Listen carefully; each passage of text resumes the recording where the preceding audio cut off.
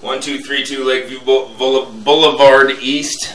Dates July 1st, 2022. Making this recording from the inside, clean out in the basement unit. Unit 1, bathroom. Coming back from outside, we're just outside the foundation of the building.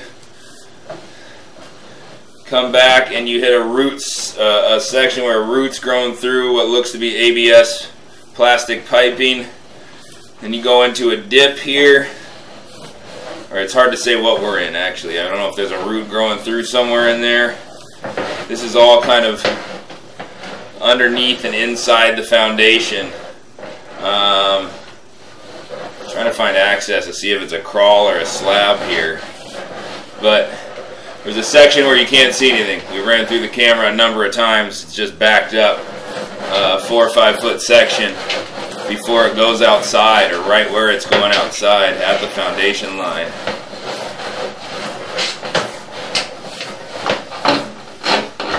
There's a clean out we're making this recording from. I'm going to end the video there.